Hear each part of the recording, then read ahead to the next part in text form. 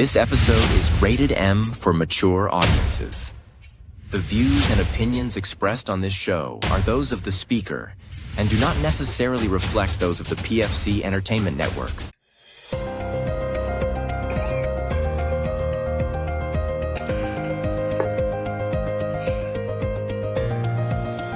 This is the Pure Fury Creations Entertainment Network.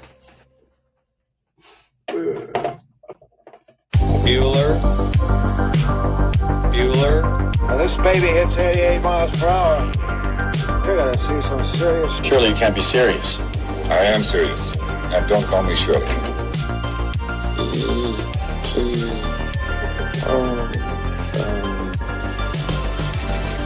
Inconceivable! She's slimy. Get to the chopper! Nobody puts baby in water. I'll be back. Wax on, wax off. Go ahead. Make my day. Sweep the leg. They're here. I have come here to chew bubblegum and kick ass. And I'm all out of bubblegum. Don't mess with the bull, young man. You'll get the horns. This is Power Trippin' Through the 80s with Jason Clouse and Shawn Grugel on the PFC Entertainment Network. And we welcome you to the 100th episode of Power Trippin' Through the 80s here on the PFC Entertainment Network. Along with Shawn Grugel, I'm Jason Clouse. We certainly appreciate you tuning in here this week for a very special look back, retrospect, if you will, on one of the shows that established the pillar to what would eventually become the Pure Fury Creations Entertainment Network. We have a lot to talk about here this week. It's been quite some time since we've been able to get in our respective studios at the same time to record audio magic. Well, that's what you're getting here this week, and this is, there's a number of different things we could have done with this being a milestone episode. 100 episodes is not something every podcast sees. So a lot of them, they don't even sniff that kind of longevity when they're launching their own show. But not only did we make it here, it became an established brand under this umbrella. We've done live shows, we've done live appearances in various places, and it has really solidified Mr. Grugel in chapter 2 of his performing life, I guess we could say, after spending 20 plus years in the wrestling business. And I have made mention of this on the flagship show that drops on Tuesdays. Everything that I did in that world prepared me for this world. Shawn, would you say that, well, first of all, it's great to see you. Let's start with that. Good to see you too, man. It has been a hot minute here. How's things in the fine metropolis that is Holly, Michigan? It's damn cold, man. Yeah. At least we're around the freezing mark, not sub-zero temperature. So, I mean, that's a start in the right direction. 25 degrees and I'm in a tank top, buddy. It's almost t-shirt weather. That's for sure. I mean, when we're talking, negative 10 degrees, man, that, oof. You can't even enjoy going outside for a half a second without your lungs freezing up on you. Not good at all. Your beard freezes upon impact. It's just an uncomfortable situation. Look, Christmas has come and gone. We don't need this shit no more. Let's bring on spring. Bring on the rabbit that brings the eggs. Let's do this damn thing. I'm over it. I don't mind telling you. We've gotten more snow since Christmas than we had from the days leading up to Christmas. Mm-hmm. I'm tired of it, but at least here in Michigan, we're used to it. The southern states are getting hit with snow. I've watched videos of people sledding in Florida, jumping in their swimming pools and getting out and playing in the snow. I don't know what the hell's going on with this world right now. Uh, but if our biggest complaint is the weather, I'm down with it because you get on social media right now, man, and it's like a political uprising. Everyone's a politician, everyone has an opinion, and everyone thinks they're right. Makes me wish we can go back to the simpler times of the 1980s. Yeah, back then it was cut and dry. This Yeah. this is the way it was, and this is the way it's going to be. And we just, that's if you didn't like it, you just had to wait for 4 years, and then the cycle starts back. And either on a national or a more statewide level. But you're absolutely right. That's one of the downfalls to social media is it gives people that platform, and a lot of people they don't have enough gall to put their actual name or likeness on their posts. They're creating fake accounts to put their narrative out there, and I think a lot of it has everybody wants to be a part of history. They want to be a part of the right side of history. The problem is they don't do the research. More often than not, these people don't have a fucking idea what they're talking about. And if you were to ask them point blank, why are you on this side of the argument? They don't have an answer. They just want to be a part of something because it's making noise, it's making the needle move. And what you're seeing is the deterioration of relationships, friendships. Um, Parents are no longer talking to children, because all because of politics, and it's a goddamn shame. All because of politics. My mother in law is a perfect example of this. You ask her why she hates our current president. She can't give you a single reason. You ask other people why they dislike our current president. They will give you every reason in the world, but not one of those reasons will affect them directly. Right. It's amazing to me. I had a woman who was on my social media page who I thought was a pretty good friend, had come over to my house for different parties, was more than happy to eat from my table. And she was posting something about Trump going to erase uh, transgender people because he said, there's only two genders. Okay. Now, I don't want to go too far down the political spectrum on this episode because, after all, this is supposed to be a celebration of 100 episodes. But I told her, when it comes to social media, don't believe everything you read. When it comes to the news outlets, don't read or believe everything that you read. Do your own research, because when you're posting lies, misinformation, and half truths, all you're doing is creating a further divide. Instead of taking a stance and stating her position, bloop, Shawn was blocked. Friendship over with. Just that quick. Granted, I've never asked for anything from this woman, but she's definitely ate from my table at my home before. But because my opinion was different than hers, it's real easy to really erase a friendship on social media.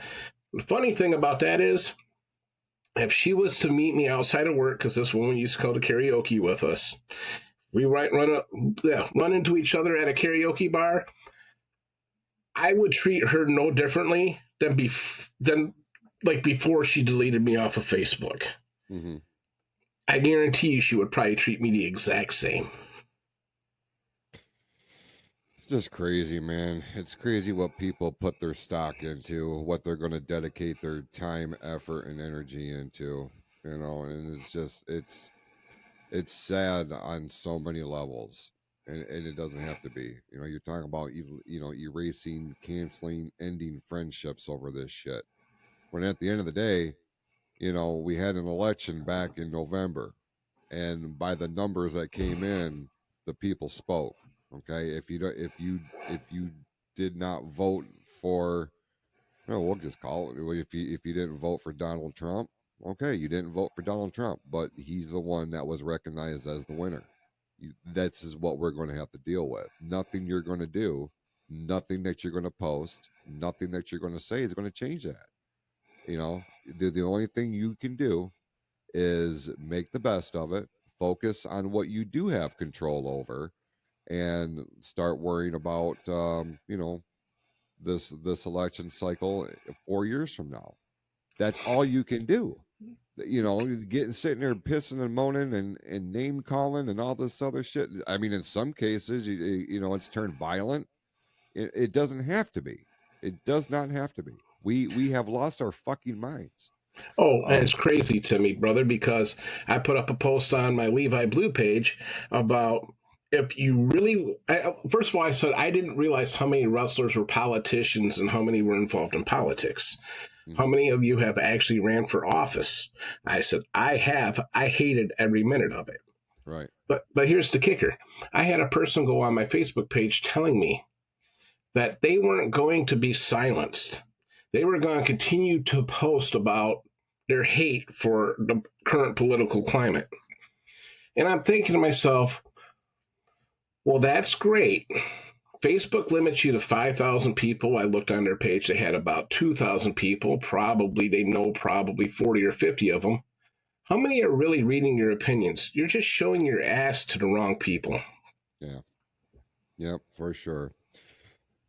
You mentioned something about the inclement weather. I know we're slowly going to get this back on track here.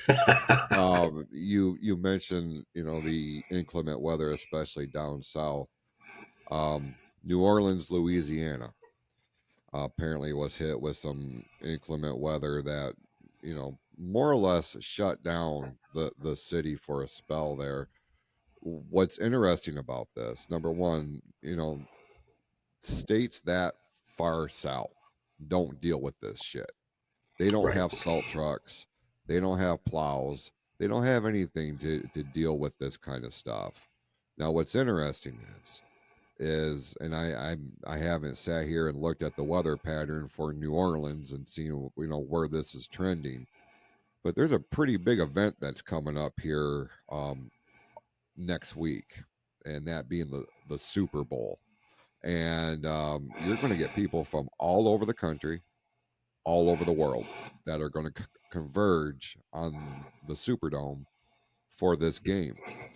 If they don't have that shit cleaned up or have a plan in place, man, they are going to have an issue like they have never seen before. Oh, I'm sure they got some sort of contingency plan in mind, whether it's bringing in, northern plow trucks to come down to help unbury them, if you will. I have a friend who lives in Lexington, Kentucky by the name of Bobby Blade. Pretty terrific Bobby Blade, as he was known back in his wrestling days. And I've known this guy. I like to call him my best online friend, because I met him over 25 years ago through AOL Instant Messenger. And up until this, or 2024, we never met each other face to face. And we finally used the Facebook, whatever you call it, the video chat. Mm-hmm. And I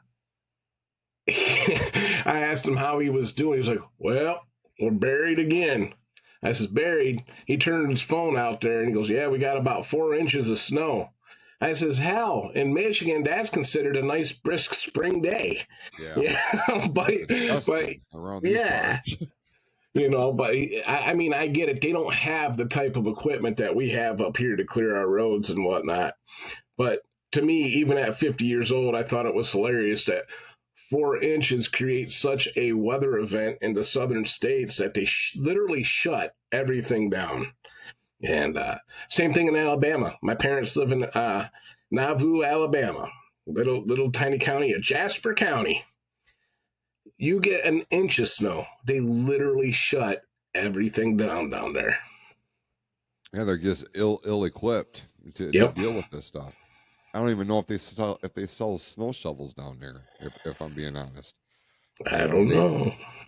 They're probably using, gardening shovels for all I know. I don't know. I'm not down there, but um, if nothing else, hopefully it allows those people down south to have a better appreciation of what we deal with. And listen, here in the state of Michigan, we get our fair share of snow, but it ain't nothing like what Minnesota gets. It All ain't right. nothing like what Maine gets. Maine gets hammered every fucking year, feet at a time. Well, let's talk transition here, Jason. In the 80s, the snow we used to get in the 80s was nothing like we get nowadays. Now, people could say that size is relative, and of course, I was probably much shorter, back in the 80s. But I remember going out in snow up to my upper thighs and walking to the bus stop. School's out here nowadays. Oh, it's going to be cold out. We need to shut down the school. What? I this was a frequent topic of conversation last week during that really bitter cold spell that we had, and I think my kids had one day of school last week, and it wound up being Friday, and even then I think it was a half day for some goddamn reason. But we got into a very similar conversation about this, the cold weather and man, back when we were kids, we just dealt with it. Listen, let's call it what it is. We were a lot tougher back then, and I can appreciate the standpoint of for those kids that don't have the luxury of sitting in a warm car waiting for the bus stop, waiting at the bus stop, or their bus doesn't come right to their front door, and they do have to walk either to school or to the bus stop. Look, I understand that. I do. But at the same time, um, this isn't the first generation that's had to deal with cold and snow and all this shit, and it just goes further down the line of, man, we are really doing these kids no service whatsoever. The mental toughness, let alone the physical toughness, it's on display in these instances as why they are part of what I have infamously called the pussification of our society. It just is. When I was in school, we got lucky. One of the neighbors saw us getting cold outside.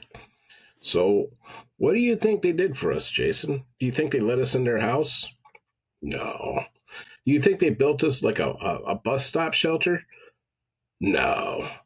They gave us a metal barrel with some firewood, and we would look like homeless vagrants at the bus stop because we would build bonfires to keep us warm while we were waiting for the bus.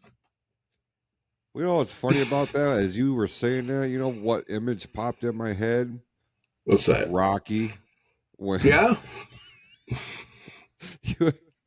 you had the quartet singing around the burn barrels in at these corners in Philadelphia, and when you were like, that's what I thought of. Frank Stallone sitting there, doo up, up, up.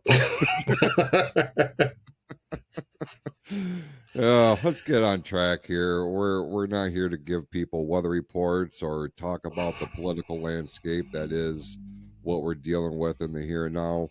Let's focus on why we are here. 100 episodes, dude.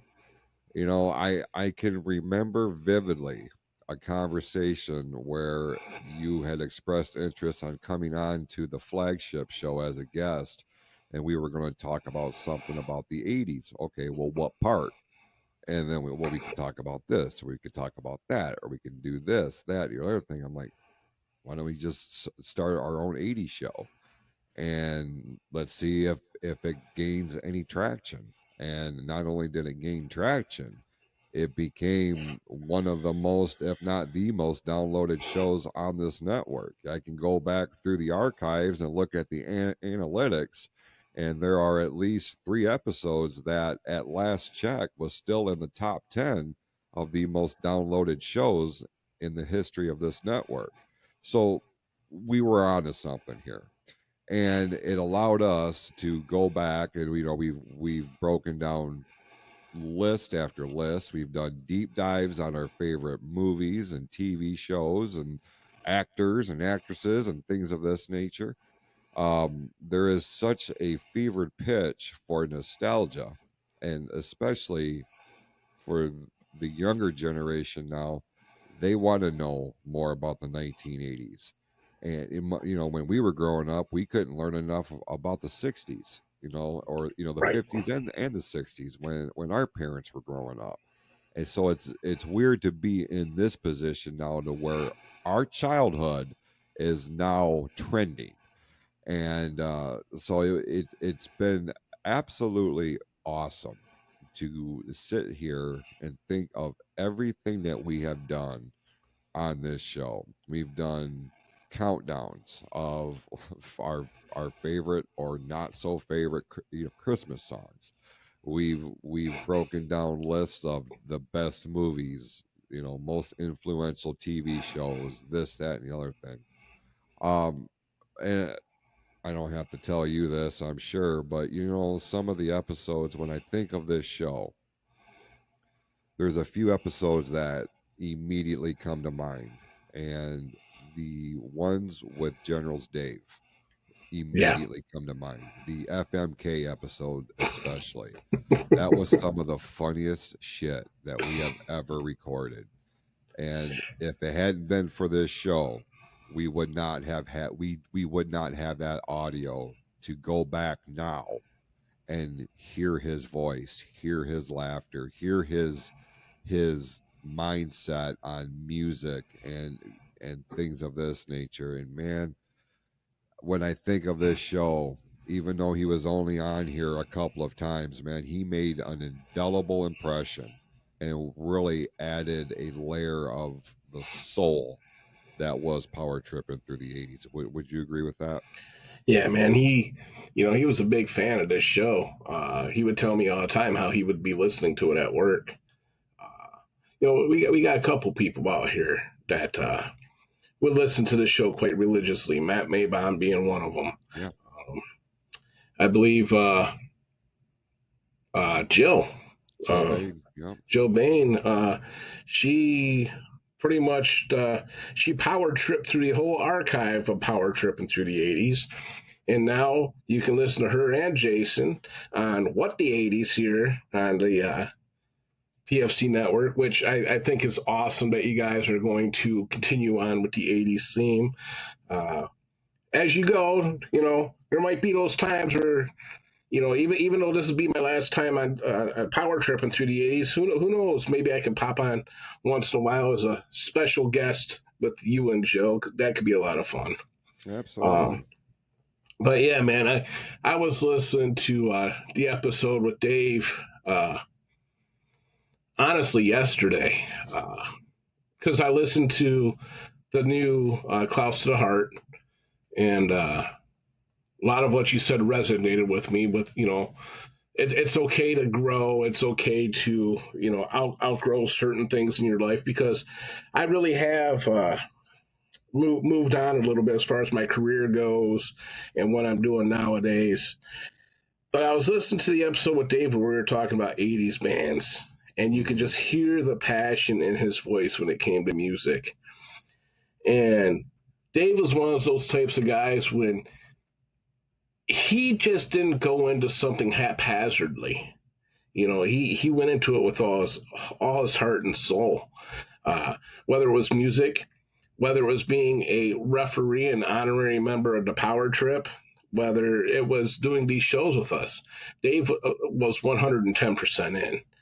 And it's awesome to be able to go through the archives and just to hear his voice, because I would call his cell phone after he passed away just to hear, hey, this is Dave, you know what to do. And, just to listen to his voicemail. And, yeah, man, right now he sits on my mantle. His picture sits above my mantle right over my chair. Him and Roughhouse Rob both sit over my chair now. And every once in a while I'll turn around and have a little conversation with Dave, and Yeah, man, I miss that guy so much, but you know, in the PFC archives, like you said, we're very, very lucky to be able to have uh, those shows where he was included. But yeah, then again, we also have shows where Amy Sheridan was included, Brian Balfe was included. I mean, some of those shows were just hilarious. The FMK shows are mind blowing. Some of them. Yeah, yeah, they really were. I mean, comedy gold because you didn't know what you were going to get. Brian and Amy, like as you mentioned, both of them now have a significant part on the network. With Brian, it started on the '80s show.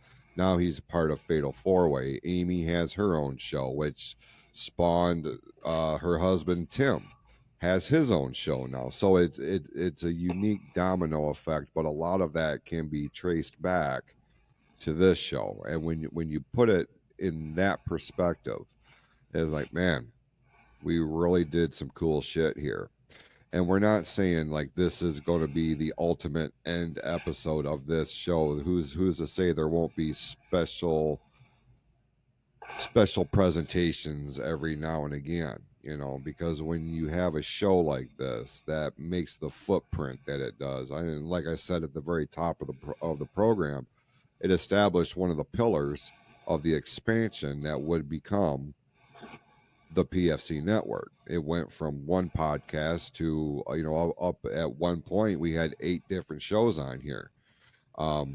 We're dialing some of that back for a variety of reasons, but this was one of the pillars, and we took what we were doing here, and then you and I did our own spinoff with the hot tag, where we just focused on wrestling because we got into quite a few 80s related wrestling conversations on this show. And it's like, man, at the end of the day, pro wrestling, number one, is what brought you and I together and our fandom for it. And then we would sit behind the microphone and start talk, even though it was under this umbrella for an 80s nostalgia. I'm like, man, there's too much, and I'll go ahead and say it. You can call it egotistical, you can call it whatever the fuck you want. I don't care. There's too much passion. There's too much knowledge. There's too much fanfare that you and I have for wrestling to just have it just be 1 or 2 episodes. We had to launch a second show, and when you think about it like that, like there's just so much of what we have done that can be correlated back to this program, and it's pretty remarkable, and it's a low key thing. It's not something that we have sat here and hyped on or made a flashing marquee about. This is what we're doing. Everything has happened organically. We didn't Right. force feed anything. We very much let it grow on its own in the way that it was supposed to. And that's one of the charms of this show and why this show has stood out among everything else that we do and why it garners the attention that it does. We have no, go ahead. Were you going to say something? I was going to say this show wasn't about saving lives. This show was about recreating memories. Mm-hmm. And by recreating those memories, we made fresher memories. And I still remember sitting there downstairs and us coming up with the hot tag in a matter of 20 minutes between the original theme. If I remember right, you came up with the logo real quick, and boom, we were on the air. And it all stemmed from this show. I mean, we've had, from this show, people listening to the show. You had Kristen Watt and Joanna Barnes. They joined the network. It was almost like ebb and flow. We would put out a show, someone else would want to join. We'd put out another show, someone else would want to join. But I say all that to say, as Jason Clouse says on Clouse to the Heart all the time, it came from Clouse to the Heart because it all started with What if? Right. Yep. That's it's funny you say that phrase because as we're recording this on Monday morning.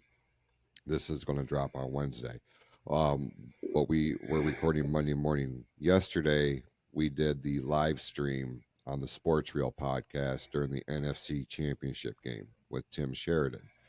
And he was throwing different and I, ideas and what if we did this and what if we did that and what if I tried this, and I'm like, bro, that's where it all starts, is what if.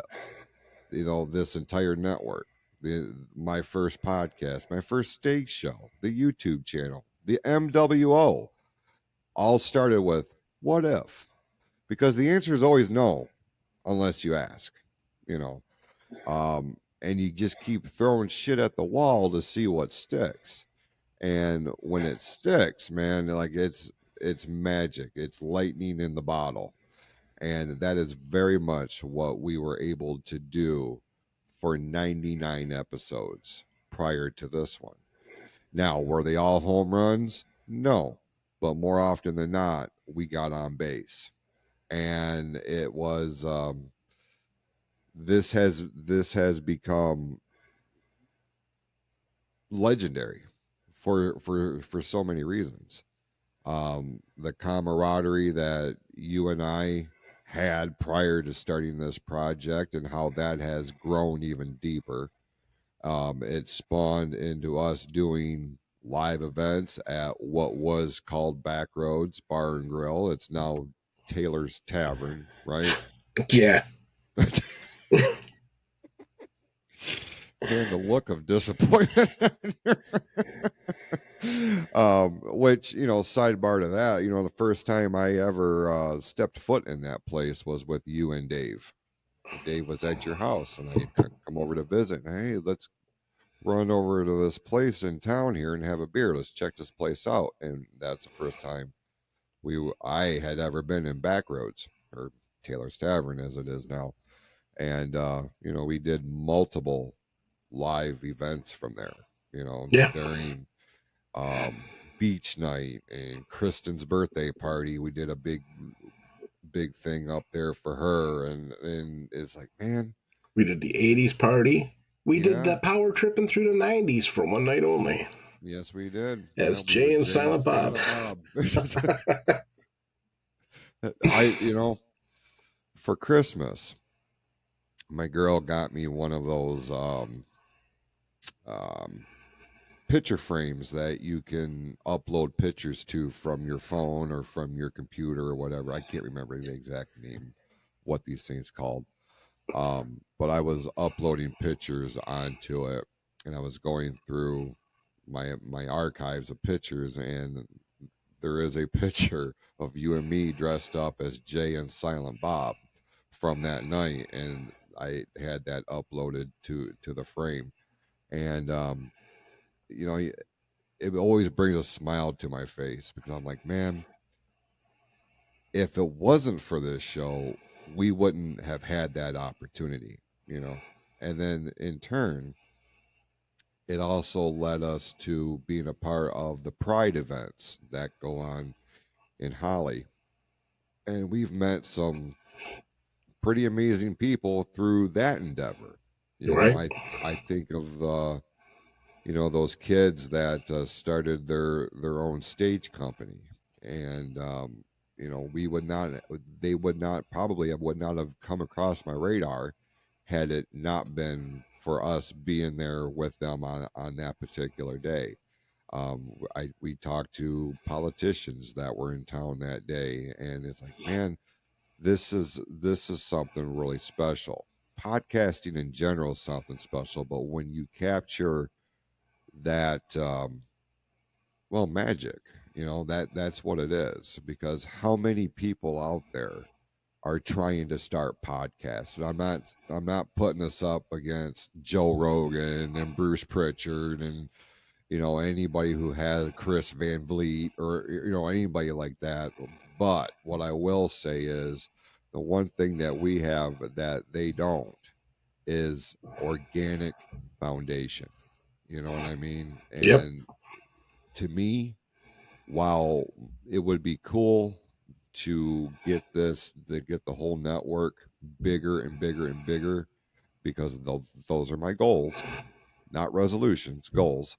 Um, I take more out of the fact of the personal relationships and the way we have personally affected people with our shows.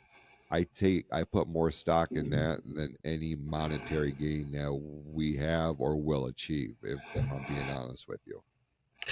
Just the relationships that we've made over the years between, the owners of Back Row or Taylor's Tavern, Gary and Tina, the people we've met, the things that we've done, because I don't see too many other podcasts.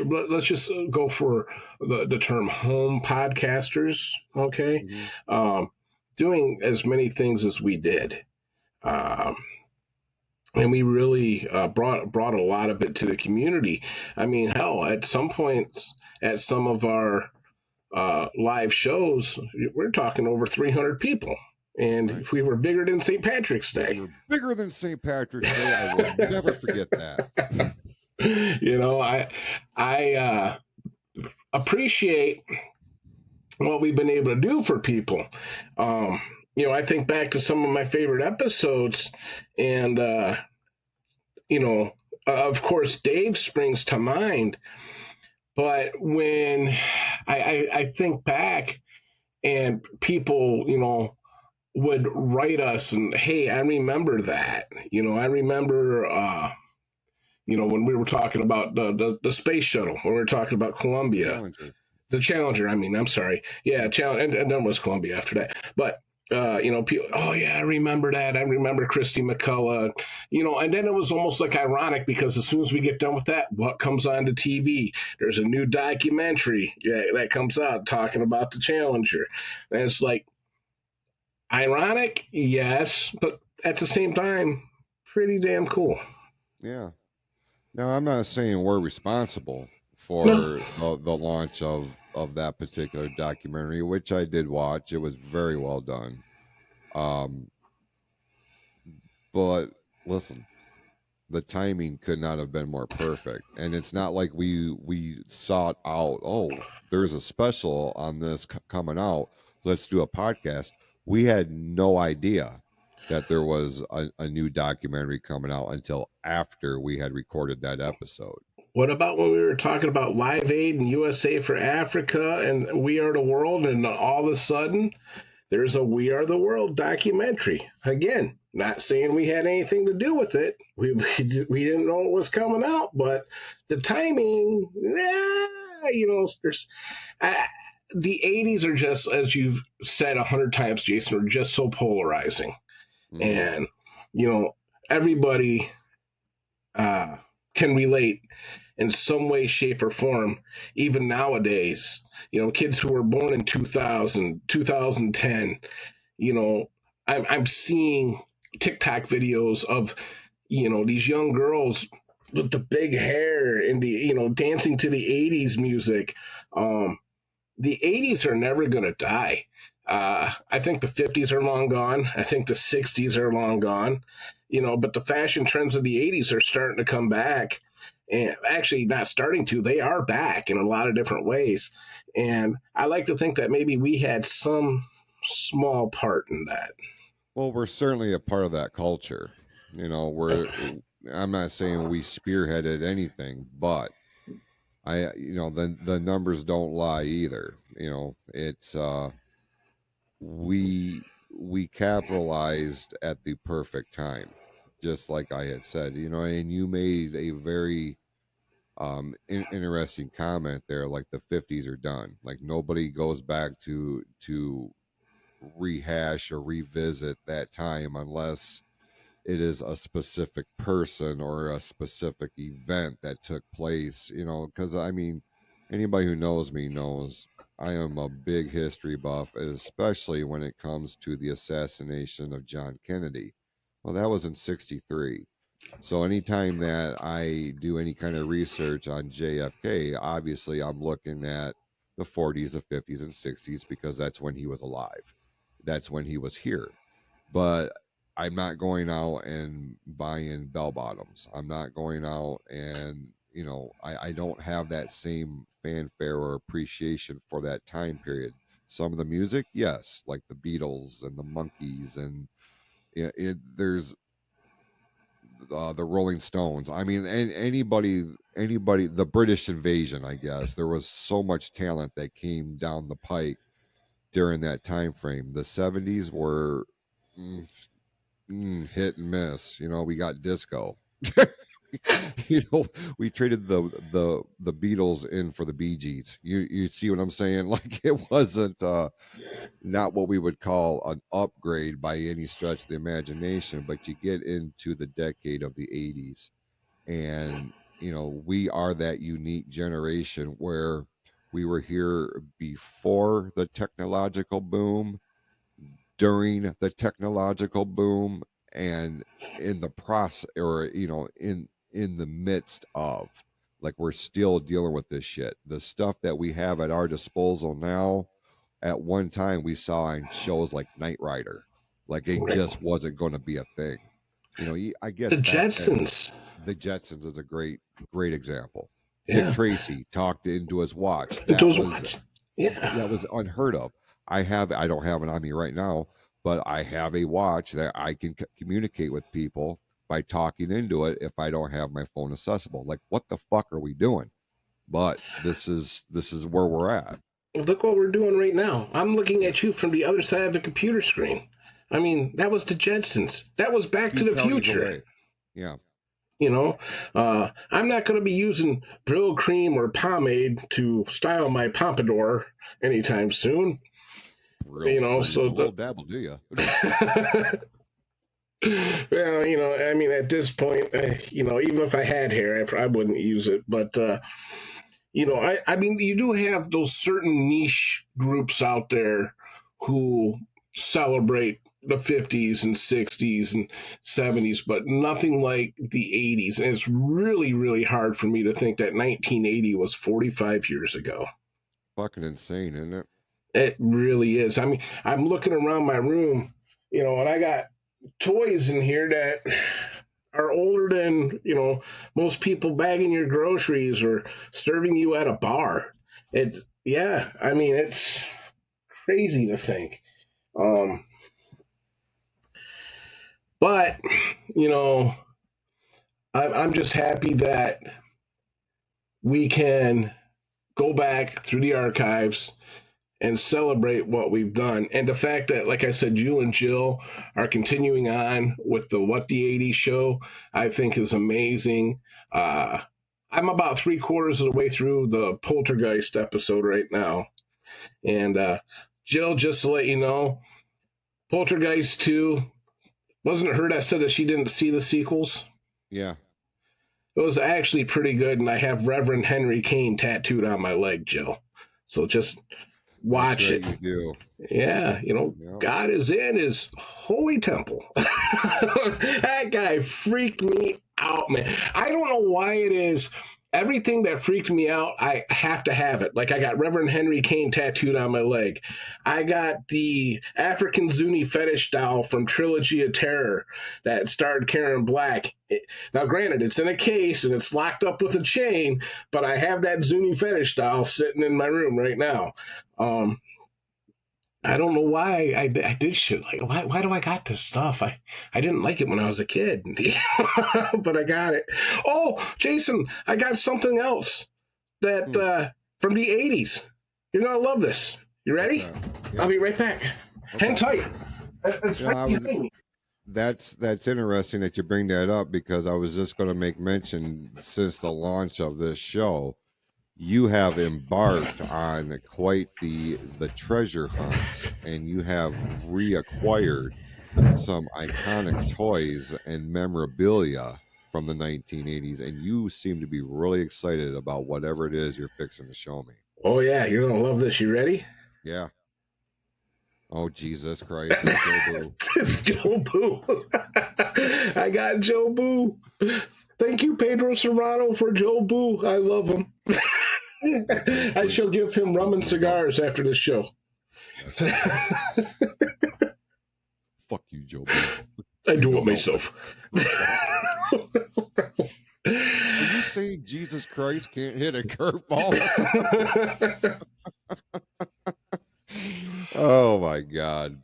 I loved. Well, we talked about it. You know, baseball movies of the 80s. We have a whole show dedicated to it. Major League's probably one of my favorite in the series. I liked it all the way up to Major League back to the minors. You know, I can't believe Jill hasn't seen all the Poltergeist movies, though. Poltergeist 3, not so good, though. Not so good. Poltergeist 3, I mean, you'll hear, if you haven't checked it out, check out What the 80s here on the PFC network, where we do the deep dive on the curse of Poltergeist. I didn't really care for the second one, but I was dialed into the third one because of the controversy surrounding Heather O'Rourke's passing before the movie came out, and how they low-key marketed that shit. Come see her last appearance. And like, I watched that. I watched part 3 probably more than any of them, because I was just so fixated on why this seemingly healthy little girl just one day isn't here. And after misdiagnosis and this, that, and the other thing, it's like, holy shit. But you talk about deep dives, we've done lists. We've butchered the shit out of lists, whether it be from Ranker or List Woo or whoever else. Is there a particular list, a particular episode that stands out where you're like, man, that was probably one of our best outings, and if we were going to sample this show to prospective advertisers, let's say, is there one or two episodes that stand out, be like, that's when we were on our A game? There were so many of them, Jay. I know it was. I really liked the. Oh, let me think. When we were talking about 80s hair bands, Mm-hmm. I think that was a good one. And we went through a list and we tore that list up pretty bad. Yeah. Actually, the last one that we did, where we were going through 80s hair bands, and then we had the counter show with Jill and Judy breaking down our picks, was absolutely amazing. I love that.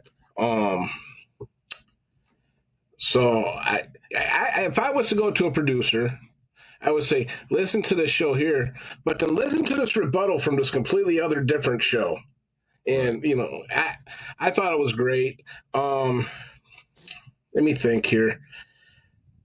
I liked it when we were talking about, if I remember right, 80s wrestlers, you know, anytime that we talked about wrestling, I loved it. And just a quick sidebar, did you notice on this past Saturday night's main event what they call the area where Mean Gene Okerlund stood? Yes. The Okerland? Yes. When they said that, exactly, it got me right in the heart, man. Yep.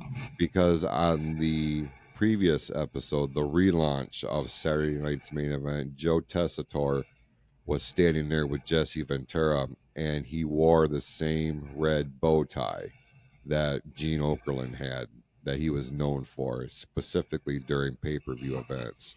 But he wore that as a tribute to Mean Gene, and I absolutely loved that.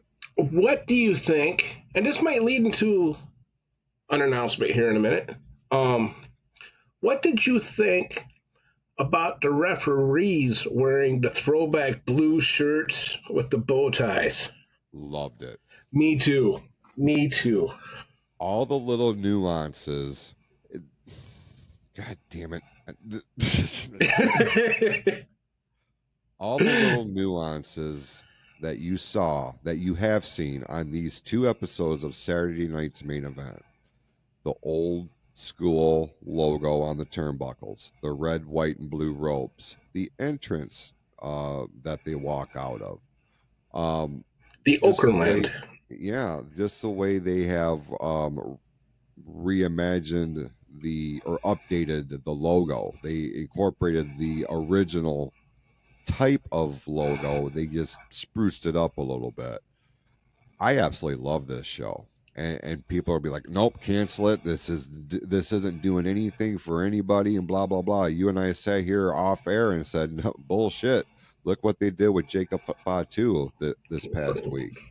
And that's what Saturday night's main event was back in the day. But you also have to keep in mind, motherfuckers, back during the original run, there was no Monday Night Raw. There was no Friday Night SmackDown. What we got was syndicated superstars and syndicated wrestling challenge, and it was big names versus enhancement talent or jobbers. We didn't have what we have now, so calm the fuck down and watch it for what it is. But the ref shirts and all that, fucking awesome. I also love the fact that they're bringing back the pillars and showing them in the crowd. We had the Brain Busters last night with Ole and Tully. Oh, Iron and Tully. We had Hacksaw Jim Duggan in the crowd. And he's looking pretty good. I'm surprised, especially after this whole cancer deal that he had. Ted DiBiase. Ted probably should have had his suit taken out a little bit because it looked a little small on him. But yeah, it was great to see Ted DiBiase show up. And the fact that they had, oh my God, why can't I remember her name, our ring announcer? Lillian Garcia back. I just wish they would dress her up like Mike McGurk. That would do it for me. I don't know. I kind of had a thing for Mike McGurk. Look, and Mike, before anyone says anything, Mike McGurk was a girl. Do your history check. Yeah. So she was the daughter of legendary promoter Leroy McGurk, who was blind. There's a whole host of stories about Jim Ross and how he would have had to worked with Leroy McGurk during his time with Bill Watts. So again, we don't want to go. It'd be very easy for us to go into a deep dive on this, but let's use this as a transition for an announcement here. So while Shawn and I are we'll say we're taking Power Trippin through the 80s and putting it on the shelf. We're not pulling the plug. We're not canceling the show. The fact of the matter is, and let's peel the curtain back a little bit. Shawn's job has changed. His schedule has changed. My personal schedule has changed. So it is very difficult for he and I to get on the same page on a consistent, regular basis to bring you 2 shows a week. That's not to say like there's no heat between he or I. There's no animosity between he or I. This is just the way life goes. And we had to sit down and have a discussion and figure out what can we do to make the best out of this. Now, we have made mention that Jill and I have started a spin-off of this show called What the 80s. So you're still going to get your daily dose or your weekly dose of 80s nostalgia. It's like you guys are Joni and Chachi.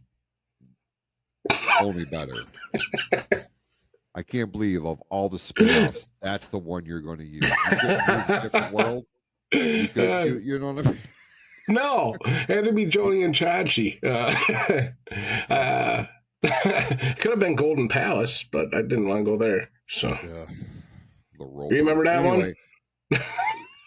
Vaguely, probably for good reason too.